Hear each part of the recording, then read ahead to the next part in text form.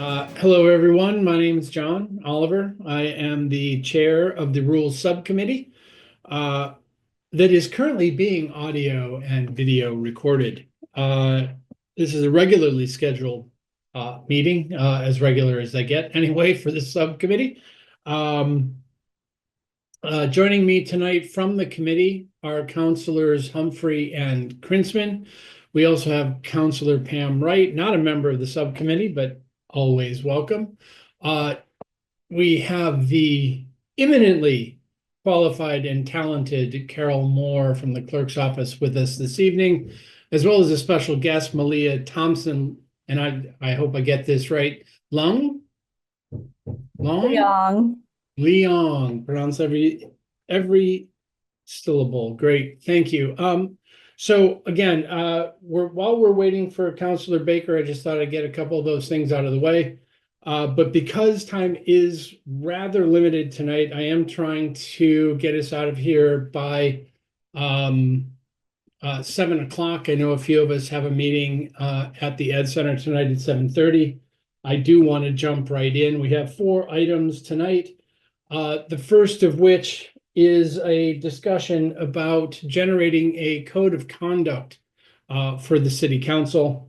And with us tonight to step us through her findings is Malia Thompson Leong. I'm going to turn it over to you. I think you have the ability to screen share already, but please take us through your work.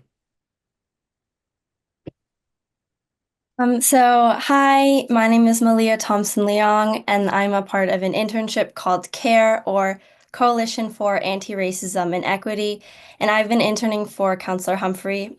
Throughout my internship, I've attended 12 city council meetings, and at the same time, I've been researching other towns and cities' codes of conduct, and today I'm presenting all of my research and why I think you as a council should consider adopting one. So, why did I look into codes of conduct? Well, good news.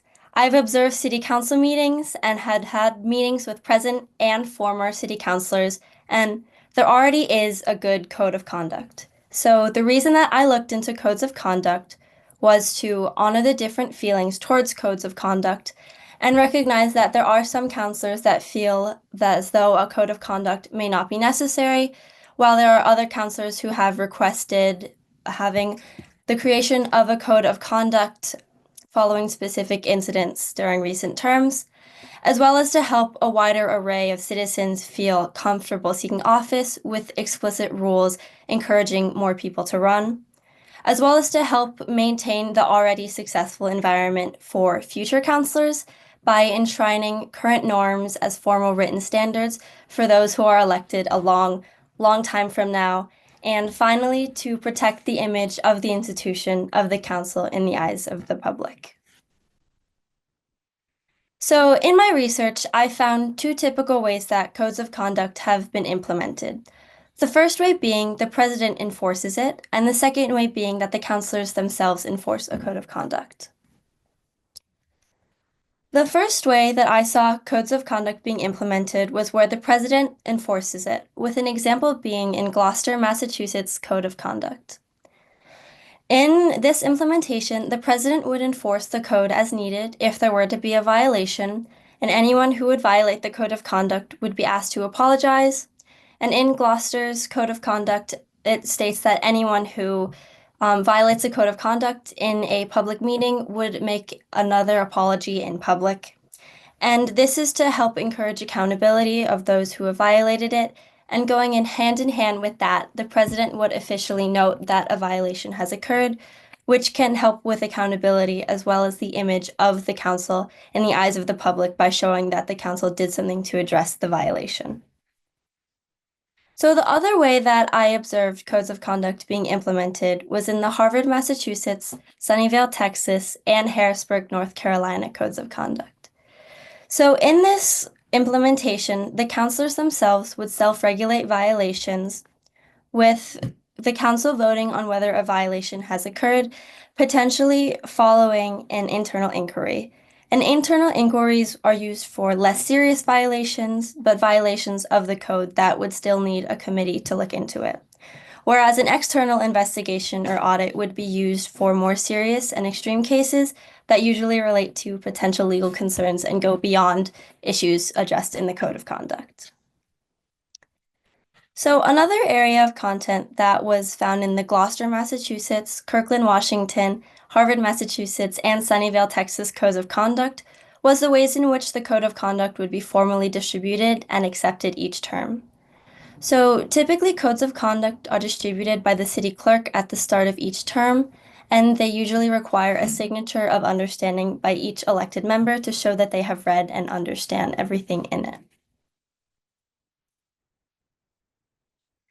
So some specific content in some of the codes of conduct that I researched are treatment of staff from elected officials, and I found examples of this in the Harrisburg, North Carolina, Kirkland, Washington, Harvard, Massachusetts, Evans, Colorado, and Sunnyvale, Texas codes of conduct. So some typical code sections regarding treatment of staff are to treat all staff as professionals and respect their experiences, to avoid personal attacks and critiques of their professionalism in public settings, which, while recognizing that there can be disagreements, just respectfully in order to help with hiring and retention, which again helps defend the institutional image. And to finally not disrupt staff from their jobs and to follow formal channels and limit individual requests for assistance. And this would be up to council leadership, given that there are 24 counselors, and to make sure that no one counselor is monopolizing staff's time. Another area covered by codes of conduct is behavior between electoral officials, or elected officials, and some examples I found are in the Harvard, Massachusetts, Gloucester, Massachusetts, Evans, Colorado, Sunnyvale, Texas, and Harrisburg, North Carolina's codes of conduct. Some typical code sections on behavior between elected officials are to treat all members of the council with respect, even if there are differences of opinions, both in public and in private, to avoid personal comments that could offend other council members, and I have included one example from the Harvard, Massachusetts Code of Conduct that spells out examples of behavior and speech that are potentially problematic and why they pose problems to the process of the council, and to finally use formal titles for consistency and respect for the institution. So another area of concern is harassment prevention. So counselors are not currently protected by any formal definitions of harassment, unlike city staff. The council should consider adopting similar language into a written rule as part of a code of conduct. This helps protect the members and helps protect the reputation of the council as a body. So here is a potential adaptation of language from the City of Newton's harassment prevention policy that staff are subjected to that could be beneficial to consider adding to the code of conduct. And also to avoid making comments on other counselors or staff's personal appearance or attire during or in relation to meetings. And these are all just a starting point regarding avoiding harassment that could potentially be beneficial in a code of conduct. And a final area that I saw in codes of conduct are behavioral suggestions to safeguard the institutional image, with one institution being in Harvard, Massachusetts Code of Conduct. So some specific suggestions are to demonstrate respect for the public that the council serves, as well as conducting in a way that reflects well on the council as an institution. And while I was unable to find any specific wording in any of the codes of conduct I researched, it might be worthwhile to consider a section about behavior during elections beyond the legal requirements. So overall, my recommendation is that because there are many other communities, both locally and nationally, that already have a code of conduct, it might be worthwhile for Newton City Council to consider adopting one. Such code of conduct should be distributed and signed each term to demonstrate understanding and respect towards it and the council, as well as the council should decide whether that is president enforced or council enforced, as well as setting a contingency plan for if the president is unable to address the matter in question.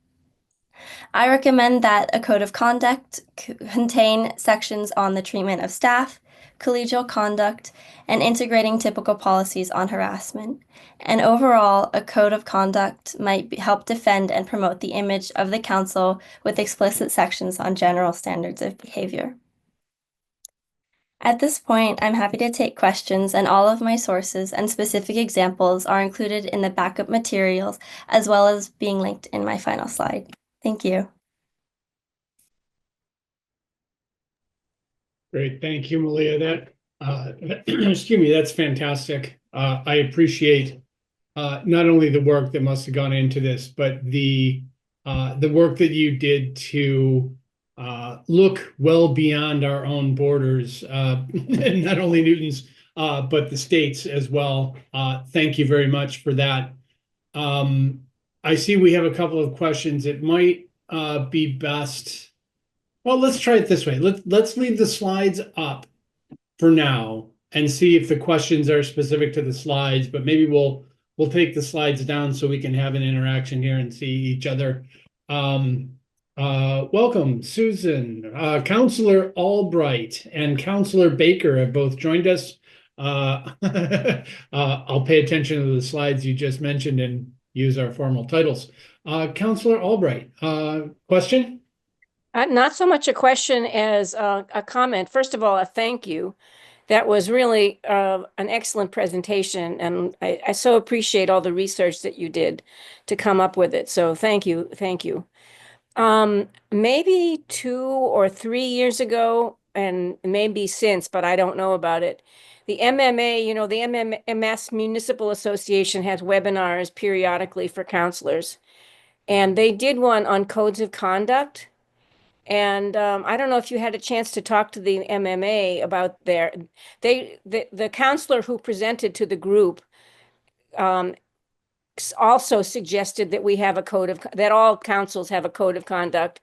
And I believe she had a compilation from other Massachusetts councils. And I even think, as I recall, there might have been a recommended code of conduct. So I don't know if you had a chance to talk to the MMA. But if not, we should probably do the same and get their recommendations as part of this wonderful research that you did. Great point. I don't know, Malia, if you did have a chance. I can't. Why don't we take the slides down, if that's okay? Because I can't see any there. Thank you. I appreciate that. Because I think, Councillor Albright, that makes a lot of sense. And I believe that might have been Councillor Princeman said something similar in an earlier session, referring to the MMA. And I think that if they have what might be the equivalent of a straw man, that might be a great place for us to start from to incorporate some of Malia's comments as well. Councillor Baker.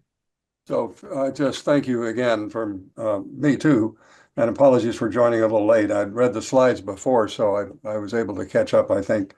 I have some contacts over the MMA, so I'm glad to follow up on that question if you want somebody from the committee and see what they know. But aside from that, I'd ask the clerk's office to just pull up the provisions of our rules at some point, because we do have some standards of conduct in our rules, and also there is a standards and the procedures for counselors that the president had worked out that we have. And I think that part of our task is to figure out what conduct we want and where it belongs in what form. And so I just want to mention that there are at least 2 other avenues besides a formal code of conduct where we could either add to or modify what we have. But that's not right now, but I just want to indicate those are 2 other resources. I hope we can take advantage of it. So, Baker, are you talking about the best practices materials that President Laredo had put out? Yeah. Okay. Yeah, that, and there's also a few phrases and places in our rules about speaking, avoiding personalities. I mean, they're just sort of kind of conduct oriented rather than process oriented. And I just think that as we're looking at this, it's good to figure out where the different pieces lie and what is the appropriate and best place to put this sort of thing. And Councilor Baker, I do have a slide ready with those 2 excerpts. Okay, great. When the time comes. I'd like to see them, but let questions for our presenter first. I'm sorry. I did actually look at the best practices for both the counselors in city council meetings and for the city council committees, and I feel as though a code of conduct might help not only like continue the already good conduct that happens now in committees and councils, but for future counselors a long, long time from now to make sure that the same standards that happen now happen then. Yeah, I think there's an element here of wanting to have some formalized continuity and stability from term to term. The best practices have some useful starting points, but I think they're a little bit more at the discretion of a particular president, and you never know if someone's going to lose track of that in a few terms. And I think from my perspective, the advantage of having a formalized code of conduct that we know gets distributed at the beginning of each term and is signed is, it's not that different from what we have now, but it's a little bit more formalized. And no one can play the defense of, hey, I didn't know, I didn't see it written down anywhere, And I think what we're talking about here is not a particularly draconian system or significant departure from what we have. It's closer to being almost an honor code type of thing, that you have I think the Newton Public Schools have various honor codes and things like that, right? But this is just saying, let's bake this in a little bit more clearly, and then everyone will have the same set of expectations when they get sworn in each term. Which I think is ultimately kind of the origin, perhaps, or part of the origin of the request to kind of review this as part of the rules committee's work, subcommittee's work this term. If I may be so bold as to throw that in there, because I believe, Councilor Albright's still here with us, and she's, I believe, the one who kind of put this on the agenda. So I would, I think I heard I heard and perhaps even saw a hand go up in the air, a volunteer from Councilor Baker to kind of reach out to a few of your contacts at MMA and see what resources are available to us through that. Yeah, I'm glad to do that. I do think it's worth, the clerk has got, Ms. Moore has got what we currently have, and at some point, just take a look at that. Because I think one of the interesting questions is what belongs where, and that, but. Well, great. So with that, Clerk Moore, do you have, you mentioned you had a slide. Do you want to pop that up for us? That'd be great. Because I agree. I think there's probably a way to kind of say, hey, in the rules, the city council does have a code of conduct, and then it could be a standalone document there that has its own kind of or a living and breathing document there. Any chance we can make that a little bit bigger? I don't know how everybody else on my screen, that's teeny tiny. There we go. Thank you. There it is. Oh, there's more there than I thought. Okay. Oh, that's best practices. This is in the rules. Got it. Baker, I can't see that first one. Can you read what that says? The arrive on time. Oh my. All right, I fell for it. Sorry, I apologize. Just some I'm already in trouble. I'm already in trouble. My esteemed and favorite colleague, Councilor Baker, just some good-natured fun. I'll just observe from my viewpoint, you look at the best practices here, and some of these I would say don't rise to the level of code of conduct, right? Great. There's a couple overlapping points, but we had discussed that we were not interested in a formal rule on attire, but that's in here. I think some people may have some questions about ways of addressing others and how we actually want to structure that, especially in cases where we don't know who the person is, especially if it's a member of the public. And then things like, stay on point and remain concise. I mean, sure, it's a best practice, but if we put that in the rules, we're all going to be in trouble. So, Well, maybe not all of us, but certainly some of us. But yeah, no, I would agree with that comment. I think, to me, the best practices documentation is different, right? In terms of its intent than a code of conduct. My guess is Counselor Laredo would probably agree with that. Yeah, I mean, all of that makes sense. And then from I remember this passage from the rules. I was looking over the council rules the other day. There's one other, if I can point out, I don't have it in front of me, but I think there is a place where the president is charged with maintaining decorum. There's more, I think that's in the rules early somewhere. That sounds familiar. I can try to find that one too. Yeah, I mean, we don't have to spend a lot of time on it. I'm just pointing out that just sort of marbled in to our rules are already some things and an enforcement mechanism, so to speak. Not much of happens except just the president calling out people. That's what generally happens in that context. If there's something that's out of line, but it's been relatively rare. I guess as long as we're talking about this, I'm frankly, I think I'm open to persuasion, but I would prefer to try to stay with 2 documents rather than 3, and then we also have this conflict of interest statute. So my preference would be to stay with sort of figuring out what might go in our rules, because they are adopted by everybody and every time and bind us all.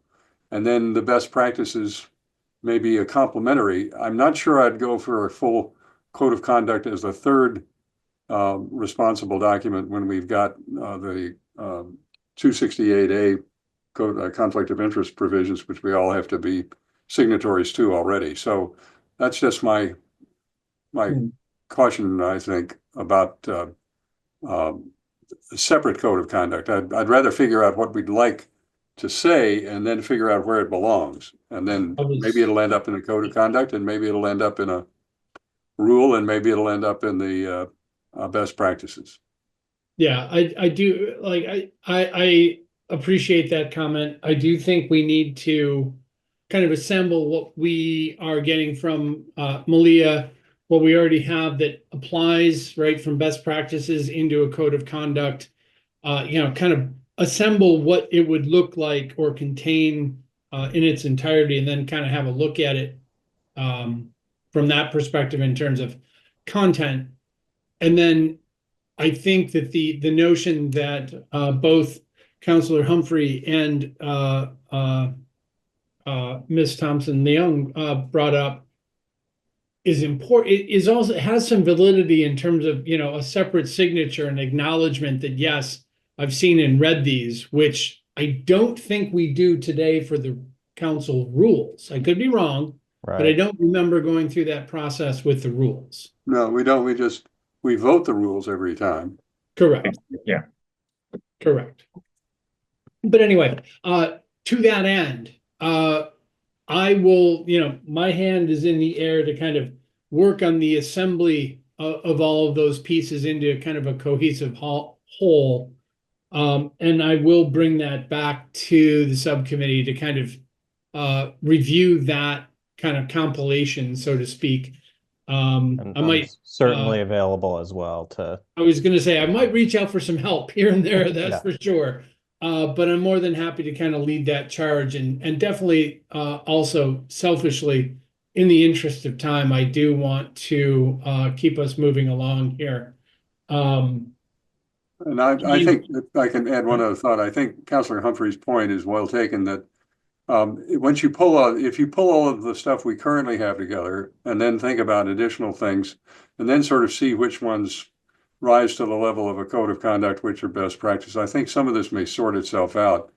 And you may find that different pieces will end up in different places, but it may be different than we have now. But I think your point about sort of getting it all in one place and assemble there is going to be helpful, and then go from there. Right. I think that's kind of to me, that at least makes sense in terms of a pathway. Any other thoughts on that? So far, so good. And Fantastic. Councilor Albright, do you remember, was it 2 years ago that the MMA did that, or how long ago? You remember? You're muted, Councilor Albright. Sorry, probably was 2 years ago. Okay. But I'm sure they'll remember because Yeah, it's no, I one of can. their lunchtime webinars that they have. All right. Was it, but it was an MMA panel, not one of the vendors, to your knowledge? No, it was definitely an MMA panel, and it was a counselor from another city. I don't remember the city. Okay. All right. Made the presentation. I'll follow up. I'd also be happy to follow up. I probably have some notes on it somewhere. Well, if you have the notes and want to send them, that's fine. I don't have any vested interest. I just know a few people on the staff, that's all. But if you've got, I'll poke around and let you know if I find anything, okay? okay, and then I'll wait, and then if I can't find it, then I'll go. Okay. Great. Thank you for that. I appreciate it. All right. Malia, you're still here, yeah? Great, just not on my screen. I want to thank you again on behalf of the committee here. I think the work you did and have provided is incredibly helpful. And hopefully you will be available to us via Councilor Humphrey if we have any or if any questions come up after tonight. But I'd like to offer my sincere thank you. We appreciate all the effort that you've put into this. Thank you. And yeah, you can reach out through Councilor Humphrey, and I'm happy to answer any questions. Fantastic. Thank you again. You have a lovely night. You're more than welcome to hang out with us, but I would understand if you have other, perhaps even more exciting things in front of you tonight. But thank you again. Thanks. Have a good night. The next item on our list is my paraphrase is that we wanted to talk about how we might reorchestrate some of the workload across our committees. In particular, PS&T was felt or is felt to have somewhat of a lighter load than some of the other committees. We have discussed this item at least 3 other times during the term. We've made kind of minor progress. I'll characterize our progress as. I'm not sure if anyone else here this evening has anything substantive to add to this topic tonight. And I'll long pause there. I don't know if that is indeed the case. Could I ask you a question about your work that you've done? So, sure. The environment / climate and housing are 2 issues that we don't mention in specifics in any of our committees. And they are so important in the life of the world these days.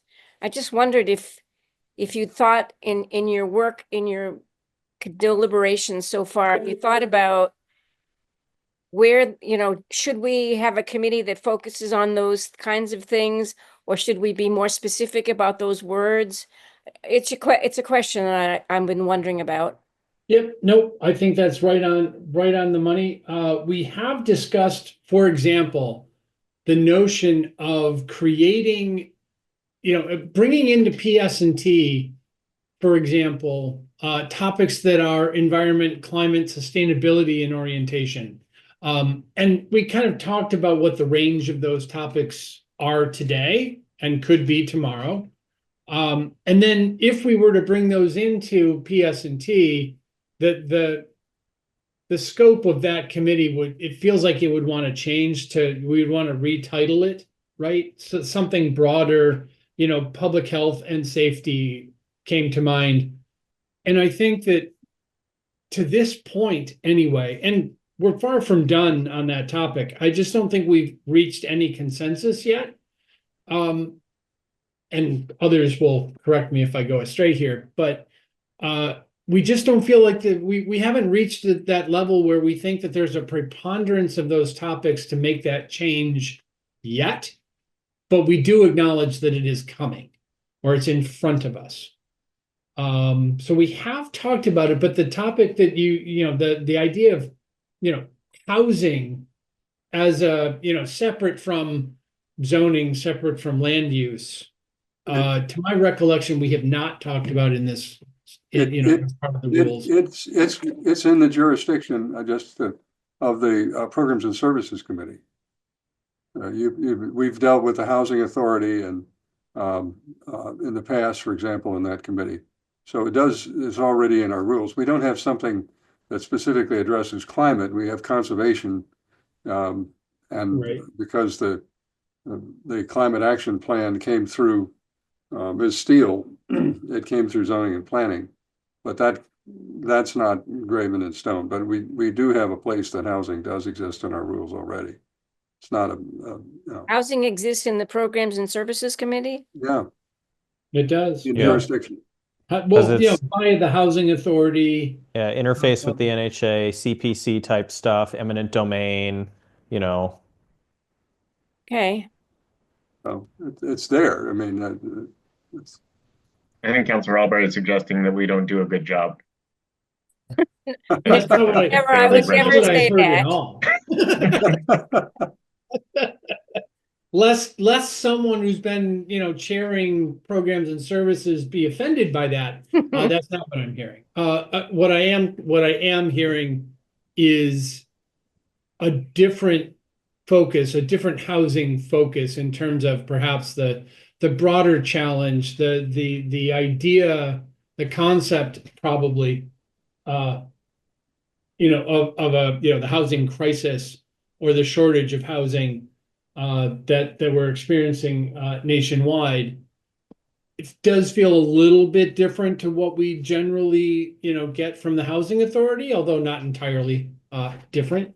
But that is interesting. I think it would probably, if that became its own, if topics started to come through the council, related to the housing crisis or shortage, they would probably be assigned to programs and services right now. At least I would assume so. Chair Grinsman, does that make sense? You're on mute. There you go. Yeah, I think it depends in what way. I mean, if it's a proposal to help the housing shortage through zoning reform, no.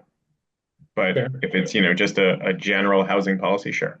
That I can see, a Okay, general so- ordinance reflection of housing policy, yeah.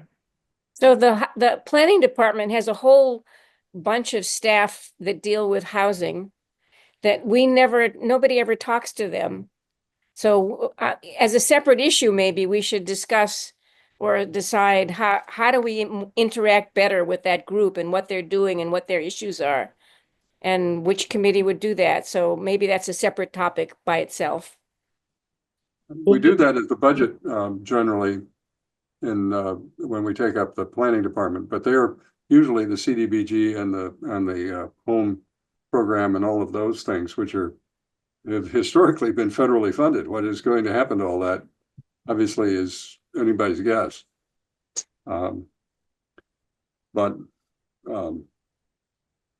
So I guess the question you began, Mr. Chairman, with that we haven't reached a resolution on the allocation of work, and I don't think tonight is likely to be the night we resolve that either. I would agree with that, but Councilor Albright, I'm happy to kind of take that offline and explore what that could mean, if there's anything that would be a modification to the rules, or like you mentioned a second ago, a different way of approaching some of these folks within the planning department, because clearly it is a topic that is front and center frequently. So I'm happy to kind of take that up, but I tend to also agree with Councilor Baker. The whole rebalancing, if you will, of workload is likely, at least for now, not something that we're taking massive or making massive changes to right now. Although, we have the remainder of the term to get that figured out if that's something we stumble on. But heretofore, we haven't really landed. I think really the only change we've decided to make is to ensure that all auto licensing topics are, removed from, I think some of them are with land use. I think it's dealerships right now are with land use. We're going to bring those over to PS&T. That we all agreed upon. So that would be the one change.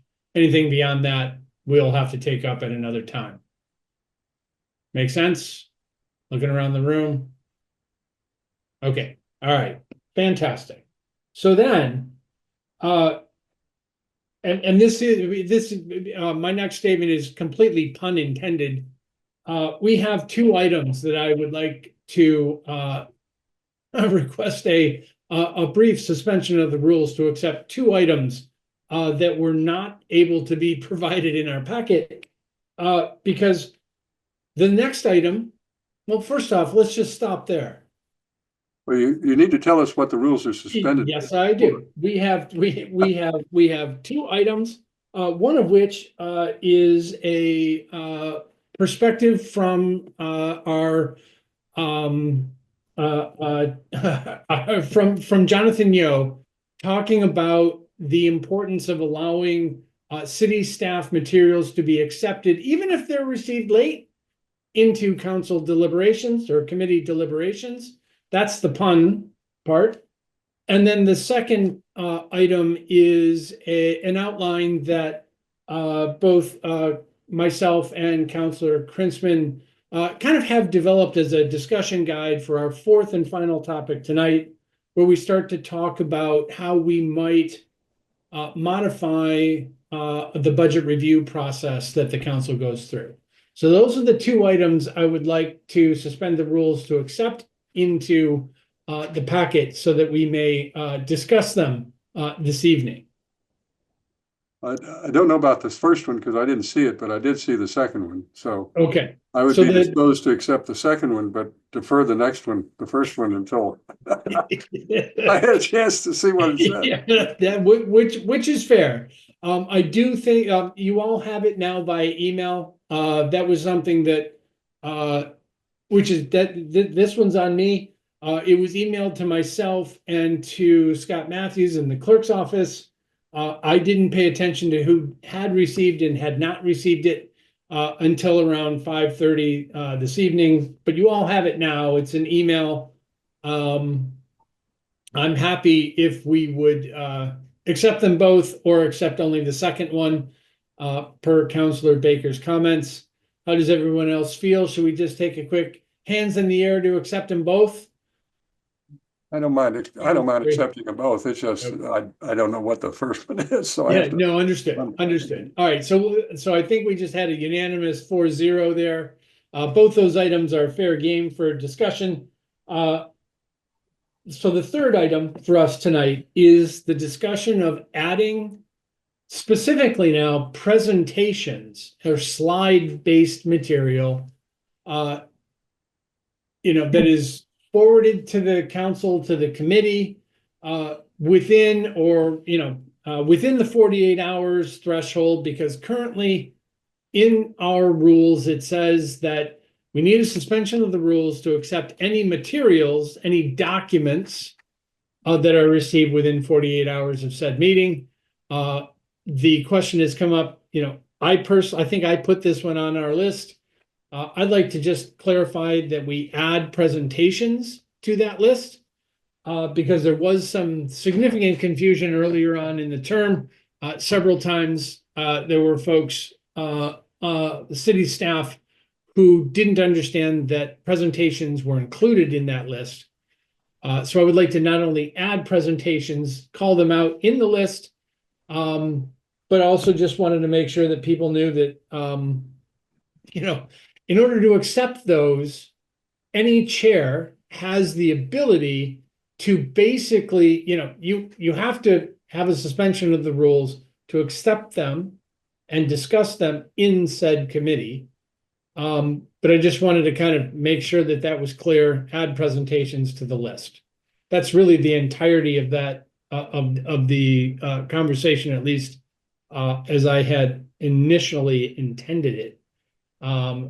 Councillor Humphrey. Thank you.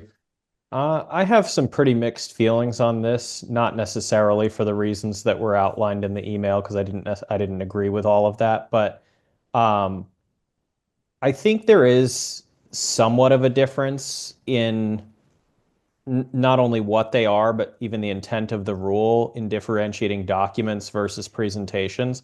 So I think there's certain cases where there's going to be a lot of documentation and you wouldn't be going over all of it in the meeting. So it is important to have it 48 hours ahead. And I completely understand that, right? Because you have to have time to be able to read through it, digest it, and come up with questions in advance. Yes.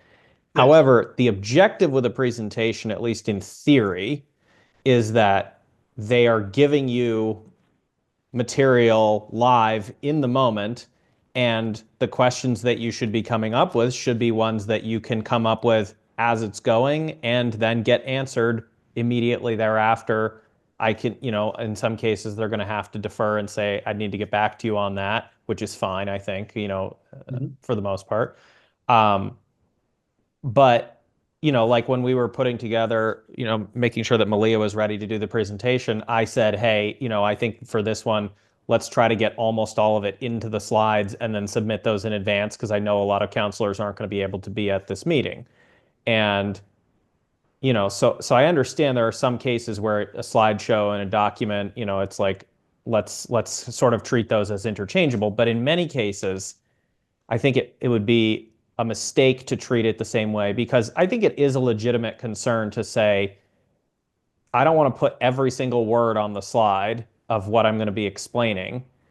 And without some of that context and information, now the public and the counselors are looking at context-free bits and pieces, the Friday before or whatever, and trying to figure out, and then asking, well, I don't understand this, blah, blah, blah. And it's like, well, yeah, but you would if you had actually seen the presentation that goes with the slides. And uh, I think as long as they're not submitting a slideshow as an end run around submitting documents in advance, right? As long as it is something that should be within the span of the meeting, able to present, and they're going to go through everything and explain it and be able to answer questions. I'm not necessarily sold on the idea that that absolutely has to be there 48 hours in advance. Because again, I don't know that we want to be saying you have to pre-submit every single thing that you're going to say or explain or whatever, because then in that case, why have the presentation at all? So I don't know. I think it is a little bit more complicated with a presentation than just regular documents. Councilor Baker. So I actually tend to agree that this is a useful thing to have as part of the general scope, because I think the opportunity for preparation matters. Again, there can be exceptions. The one place that I might feel a little bit more like Councilor Humphrey is where there's a memo in advance that contains much more detailed information, and the slide deck is really a summary at the time, so that there's not something new presented. But I think the point is that part of the problem I think we've seen in the past is that some information comes from these from the departments that could have been presented up front and just wasn't, and then made it harder for members of the council to sort of work their way through it in the meeting, and that I think is what we want to avoid. And so I'm not sure the resolution here, but that's just my general inclination. Understood. Thank you, sir. Councilor Albright. Thank you. So last night at Public Facilities, we had, I would say it was about a 40-minute presentation on the roads program, where we've been and where we're going. And they do a presentation every year on that with their consultant. And, I thought about this issue. Would I have had better questions if I had seen that presentation in advance? It was very data heavy. But the full committee was there, including President Laredo, and nobody said anything about, gosh, we should have had this in advance. So I don't know. I don't know whether we need a rule like this or we don't, because maybe you guys should watch the meeting last night and see how would you feel if you were presented a very comprehensive, data-heavy presentation on the roads without it being given to you in advance, and see what you think about it. It worked. And then we had over an hour's worth of questions and discussion, so it really worked. So I'm just putting that out there as it worked. Okay, no, good point. Counselor Wright. I think it should be given ahead of time. Yeah, I can think on my feet, but I would be so much better if I could, look at the data and understand it better, because we get a lot of data heavy items in ZAP and from the consultant, and it's 60 pages in that. And if I'm seeing it for the first time, I may miss something. So I think there should be a rule, especially if it's a longer presentation, data heavy and things like that, that we have at least 48 hours. Yeah, and I'll just add that I see how both cases can certainly exist, right? I believe that in ZAP there have been several presentations that we're probably just weren't ready by the time the packet went out. However, seeing that presentation for the first time, live, so to speak, being presented by either by staff or a consultant or some combination, took away from, or I mean, certainly the presentation itself to several points that have been made already is incredibly valuable. That's I will never argue with that, right? Like seeing just the slides, right? You do have the opportunity to go through and kind of get the gist of what people are saying or where they're taking things, but you can't really absorb everything until you hear the narrative live, and I totally understand that. What I wanted to make sure, or the impetus here in bringing this topic forward, was I believe that ultimately allowing each committee to make that decision as they're going through things probably is more helpful than harmful. And certainly I believe we all have that, capability to say, look, what do you want me to do here? I'm seeing this material for the first time in a case where the slides were not available. And I believe a couple of people have said here tonight, it's really inappropriate, I think, also for counselors to be expected to kind of process everything live, make decisions, and then vote on something, having had very little prep time with some of these presentations that are, oftentimes very, very data heavy, big concepts at times. And I don't think that like those two things are connected, right? Whether or not you had the material ahead of time or not, and then whether or not you're making a decision kind of on the fly or being asked to vote on something. So I get the balance of those two topics. But Councilor Krinsman, thoughts? Thank you, Mr. Chair. There are sort of few reasons why this rule was in place. Or I think. One, I think there was a sense from some counselors that there was a frustration that they were being asked, sort of like you said, to respond to things on the fly. And if they had had more of an opportunity, more notice of what things they were going to be asked to respond to, they would have been better able to prepare their questions, their comments in response to those. Another reason, obviously, is to give notice to the public about what's going to be discussed, what the proposals are going to be. Third, when things come up at the meeting, they're not part of the agenda. And so I believe that the practice, and Clerk Moore can tell me if I'm wrong here, but I believe the practice is supposed to be, and what we're supposed to be doing, and I think we are doing, is attaching a copy of the presentation to the minutes of the meeting to comply with the open meeting law. Yes. Correct? Okay. So those are sort of the purposes, I think. There may be others that I'm not thinking of. So I have some sympathy there. I think the default rule ought to be that everyone has enough notice of what's going to be discussed and what they're going to be asked to respond to, especially if there's ordinance language and draft language included. That's why I like the rule. I think we have all seen that almost every single time it comes up, everyone votes to suspend the rule and we allow things to come before us because people put in the work and it's going to help inform our discussion. But I think one of the reasons we put this rule in was to try and get the administration into the habit of preparing the materials in advance. Well So said. I'll stop there. Well said. I think that there's also a benefit to, and I'm relatively new. Like I hadn't seen this up close until this term, but there is a scheduling process that happens, right, between the committee chair and city staff. Are you going to be able, like, this particular topic, are we able to talk about that, on the 27th, for example? Does that give you enough time to get materials in the packet by the 23rd or whatever the date is?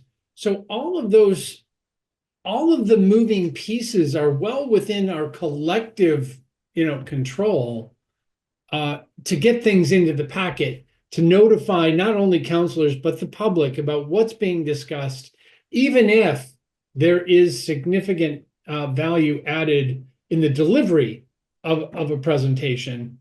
I personally land on the place where I want to see the presentations in the packet ahead of a meeting so that I can kind of organize my thoughts. Some of you might be chuckling, oh yeah, he has thoughts. But yeah, every now and again, and it does seem to me that then being armed with some sense of direction and kind of a construct of what it is that, some context of what I'm going to hear is more valuable to me than, perhaps moving a particular agenda item further out in time so that city staff and perhaps their consultants have the right amount of time to prepare for it. To me, that's actually more important than I'd rather get things right and get them in the packet than get them done right now, if I could, pithily put it that way. Do we, Councilor Baker? Yeah. I just want to reinforce what I think that Councilor Krinsman said and you've said. The default should be, I think, that we have these things in advance, and there can be exceptions all the time, obviously, and we do. But I think that the principles you articulated, and you have articulated the principles well, and so I would support this. Great. Councilor Krinsman? Yeah, I just want to add, because I feel like we strayed off topic a little bit. I think you were just asking to add presentations into the thing, and I think right now the language is something about supporting materials. I'm pretty sure that was intended to include presentations. It was one of the points of it. So if we need to clarify that, so be it. But I'm pretty sure supporting materials includes presentations. So I don't know why there was any ambiguity there to begin with. I can't speak to it does say, the agenda and supporting materials for each committee shall be sent, Friday before said meeting. I agree with you. And ultimately it's up to, the subcommittee to say yay or nay to adding the literally, Right. Comma including presentations, comma to that language. I don't want to carry this one over. I'd like to be able to say we agree, disagree. Do we feel comfortable that we know what we want to do within the subcommittee? Like, Okay. let me put it this way. I'll make a motion to include, comma, including presentations as the language we would add to this. And just take a quick vote. Are we ready to put that in or not? If I can get a show of real hands. So it's 1, 2, Fine. 3, begrudgingly, fine. Okay. All right, fair enough. Councilor Humphrey, yay, nay? I can't see it. I raised my hand with some reluctance. Okay, so we have 2 yeses, 2 begrudging yeses. Okay, fantastic. I'm going to take that as it passes. Fantastic. And Clerk Moore, I'm happy to write that up and we can kibitz about that and get that straightened out. All right, at 6:57, I'm begrudgingly going to bring up the last topic, because I do think that this is a good one. I think maybe we can get this started tonight. Yeah, I suggest we introduce it and let people think about it. Yeah, I couldn't agree more. So this is the idea of modifying how the city council reviews the annual city budget. And what this could boil down to, and I don't know, like Councilor Krinsman, did you want to run through this, or Can you put it on the screen? Because I can't. we could do that. I saw it, but I don't. I've had some technical problems. I made the mistake of buying a replacement phone today, which was not a good idea. A necessary evil. I get it. And again, Carol, if we could make that, there you go. Thank you. As if you were reading my mind. Fabulous. So I'll, Councilor Krinsman, if you want to kind of take this and run with it, that'd be great. Yeah, I mean, what I'd like to do rather than just sort of reading through this is say some of the principles that I think you and I talked about. And if I get anything wrong, just correct me, right? No hard feelings here. But what we talked about was that the process feels both long, sometimes disjointed. It's many different people, many different committees, handling different subjects or different departments. And the discussion often strays off topic. It often strays from the budget. And in addition, it is almost completely and totally directed by the administration. It has been that way for a long time. Over the past few years, the presentations have gotten a lot better. The materials that we have seen in advance have gotten a lot better and a lot more helpful. And I think they're fantastic. So none of this is intended to be a knock on the administration or the way that they present their budget. But what I think Councilor Oliver and I talked about was, is there a way to sort of limit the discussions a little bit, limit ourselves a little bit, and try and make this a more streamlined process so that it doesn't drone on and on when what seems to happen is we just say yes to every budget and take a straw vote and move forward. And so a couple of things we thought about were ways to incorporate committee of the whole sooner in the process to see more of the budget so that we get together and have many different departments come before us as a committee of the whole, as opposed to several different nights and several different committees. We talked about perhaps time limiting the presentations and, more importantly, the time each counselor has to address that, similar to the way we do at our full city council meetings, where again, it's a simple rule suspension. If someone needs to go beyond that, they can go beyond that. But maybe we limit each counselor to a few minutes, 2-3 minutes, the way you see it, U.S. Senate hearings, for example, to help get the department in and get the department out. We did talk about the fact that maybe not all departments are equal, and maybe there should be different time limits for different categories of departments or different departments specifically. And then lastly, the other thought we had was, should the council participate in the process sooner? And by that, I mean, should we, as a committee, knowing which departments are going to come before us, maybe send some information to the department saying, here's the stuff we're interested to see. We'd appreciate if you would incorporate this into your presentation. And that could take, a number of different forms. But I think Councilor Oliver and I talked about, opening up an opportunity for each counselor on a committee, for example, to say, here's a subject I'm interested in, or here's a question I have. Would you try to incorporate this into your presentation? So I think those are sort of the overarching principles and thoughts that we had. If I missed anything, Councilor Oliver, correct, or if I said anything wrong, correct me. But that's I would, but I think you did a fantastic job there. Yeah. So really, the idea is, the only thing I'll say, and I think this is embedded in everything that Councilor Krinsman just said. For me, it's focusing in on or making sure that every department is focused in on the couple of or the most important attributes or aspects of what their plan is for the coming year. Whether that is, a wholesale redo of the parking lots across the city for DPW, or Health and Human Services is completely redoing X, Y, and Z, or NPS has a budget shortfall. God forbid that should ever happen. But, things of that nature to really help kind of highlight in every discussion, really the focal points that not only the department clearly, but the council is really, primarily interested in. And in so doing, hopefully creating a little more efficiency, perhaps, or at least possibly. But anyway, I see Councilor Baker, you've got your hand up. So I appreciate the thought that's gone into this, and let me just comment on an historical basis. When I first joined the council, the budget book was 800 pages, and we started at page 1 and went through it page by page. I'm not eager for the return of those days.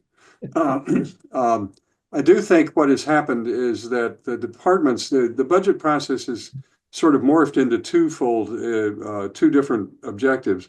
One is for the counselors to be educated about what the departments do, and the public in the same way, because the presentations have now become much more less about the number of dollars per staff person and the amount of money in the budget reserve for snow and ice or things like that, as more programmatic, which I think is an improvement. I think the point that we had done it last time, and I fault myself for not having done it better this time, which was to try and put the departments on notice in our committee of the questions that members of the council on the committee would have.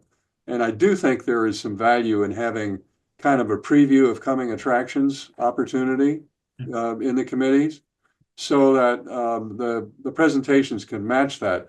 What I don't think we need is the sort of the global presentation that goes on for an hour about everything that's in the budget, which we know we're not going to modify, and everybody just is exhausted by it, both including the department chair heads who come in and present.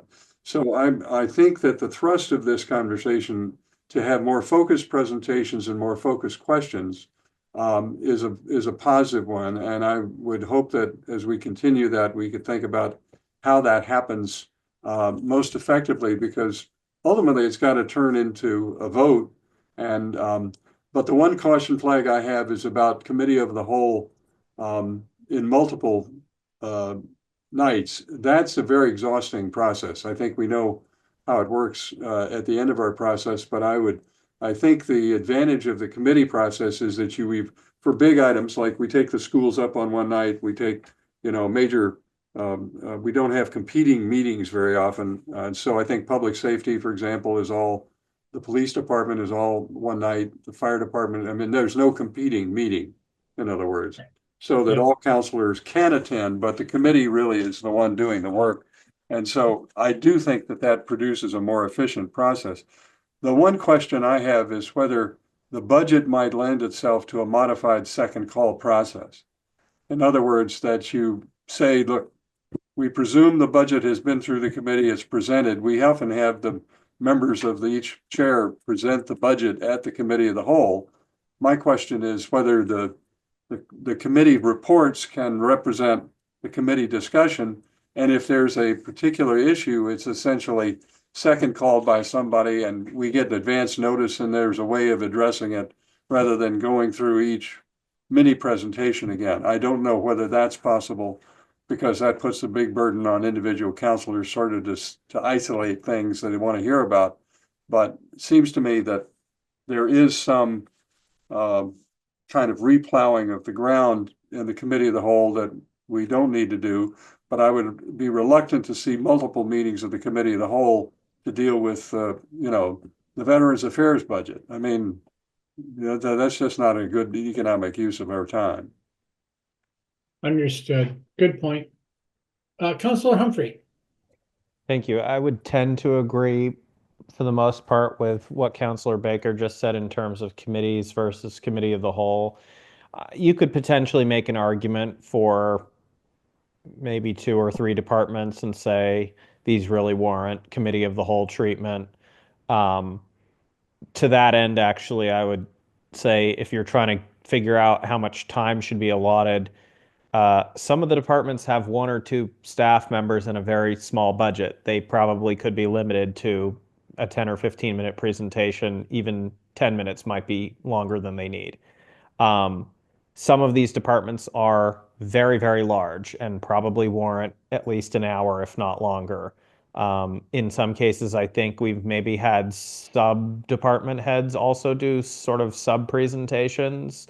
For example, there is a difference in terms of the overall mandate for Nicole Banks versus Mark Welch and so on, right? That being said, I definitely, when I was running the meeting last year for one of the programs and services ones, I won't throw anyone under the bus, but someone gave a crazy long presentation to the point where I might bring it up with them privately about this upcoming meeting, because it was not necessary. And I have much love for that department, but it was way overboard.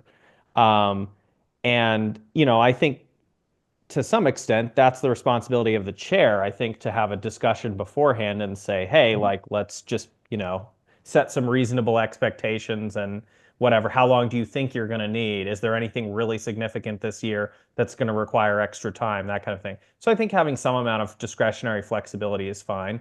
I would agree. Like, I think we're moving in the right direction in terms of recent way of doing things versus the past, and that I think there's some stuff in here that definitely sounds pretty appealing. I also personally, especially after our, discussions, I guess we'll say a few years ago, where we came to the conclusion that there is really almost nothing we can do with or about the budget. I mean, even the power to cut isn't really a power to cut because it's actually a power to reduce the levy, which no one wants to do either. So, I understand some of the frustration around like, what is the point of this entire process? Can we speed this along?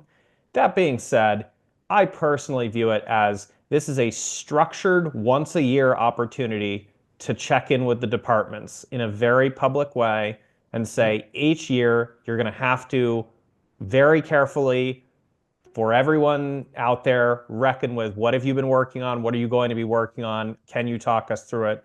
I think not only for transparency purposes, but just sort of general communication. I do think that's super important. Agreed. And I think there's a lot of value to having it, at least in the committees. I don't know if it needs to be committee of the whole, but I think at least in the committees to say like, hey, what does your department do? Especially because, we've had a lot of turnover in the last 3-4 terms, and not everyone knows what some of the departments do, right? Usually they know kind of the big ones, but there's some smaller ones where they might not necessarily know.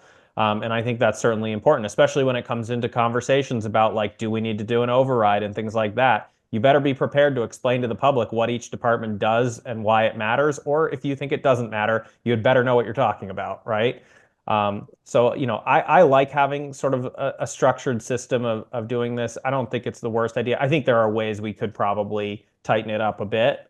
And like I said, I think you might differentiate between some very small departments versus some of the very large departments in terms of should this be committee of the whole? Should this be given extra time? That kind of thing. One very minor point. I disagree a little bit with Councillor Baker in terms of the part of the process where the chair sort of represents what the discussion was in the committee. The reason I disagree with that is because I do think that there is some value to saying this is our understanding of what we were presented. These were the major points of question or concern that councilors had if it was a negative discussion, or if it was a positive discussion. Here's what we really liked hearing about. This is a really cool thing we think more people should know about. Maybe you weren't at that meeting, and I want to underscore for you that we thought as counselors that this was a cool thing that this department is working on, or this is really important for our city, something like that. And I think there is some value in repackaging that and saying, yes, this is our interpretation of the presentation. Here were the major points. I'm not going to give the whole presentation again, but just a summary of kind of our take on it as counselors, which I think is a little bit different than just here's what the administration said. Great. I appreciate that. Any further comments? Because I do think that this topic warrants a little breathing time and certainly more discussion. At least certainly from my perspective, because I'm not surprised to hear some of the comments that we have heard, committee of the whole, not committee of the whole. 15 minutes for everybody probably isn't, the right way to go. Longer for certain groups or, versus others. Counselor Baker. So I think that what you've done, though, is really an important positive step. In that I don't think we're going to do anything about the budget this time, but if the framework of members of this committee, or we could sort of walk into the budget process and say, okay, this year, what went well, but what would we do differently? I mean, in other words, make it a laboratory for precisely the question that you've raised, and the number of these, and Councillor Humphrey has some points. I may disagree with him about the chair's summary, but that's all right. I just think that if we go into it with a sort of dual perspective, we've got to do it, but also what is this teaching us that then we can bring back to the committee after the fact and say, okay, now we've got, a bit of a laboratory of experience where we've consciously thought about it during the process rather than just participated. That's all. Great point. Great point. And to that end, perhaps what we do and is literally allow this budget season to kind of, happen according to the process that we've been under for some time, and then come back as a subcommittee and go, all right, what might we want to change, edit, rework in terms of process? I think that makes a lot of sense. With that said, unless anyone has any closing thoughts for now, I do want to adjourn and get people. I have a quick one. I do think that maybe through Ms. Moore, that the chairs who are not here can just, maybe there's this goes through the president, but just say something to the effect of, please make your presentations brief, because I remember the same presentation Councillor Humphrey is referring to. And it was. I think we all do. And I think he made an eloquent point. Well said. That might be, something that we can bring up at the next chairs meeting ahead of City Council as well. Although that might be too late. I'm not sure. I mean, I could bring it up with Council President Laredo, to talk to the mayor to give some guidelines to department heads. Yeah. Or just, so a gentle nudge. Mm-hmm. Suggestion. Well, I will just report, if I can bear with me, my grandfather grew up in the Appalachian Plateau in Kentucky, and he referred to church and he said, there are no souls saved after 20 minutes. And I've always thought that was a good sort of general principle for sermons as well as speeches. I like it. And to your other point, Councilor Baker, I don't think we were even considering changes for this year's budget. We were exclusively talking about next year. But I agree. It's good to be thinking about it as we go through the process this year and say, let's take notes on what's working and what's not working. Exactly. Yeah. Brilliant suggestion. Brilliant suggestion. All right. With that said, I'd like to move adjournment, at least for this meeting, and so that those of us who are going to reconvene at the Ed Center have a chance to get there. Before we do, I don't know if we will reconvene before our very able clerk rides into the sunset. And I just think that at least members of this committee ought to acknowledge her really extraordinary contribution to this process as well as prior processes of this committee. And I just want to say that. Oh, thank you. Again. Thank you, Carol. Thank you. Thank you, Carol. Thank you. And I'm sure, well, end of the month, right? End of the month, yes. End of the month. Her sentence is almost up. I know. Fantastic, everyone. I really appreciate it. You have a fantastic night, and I'm Good night, sure everyone. we'll talk soon.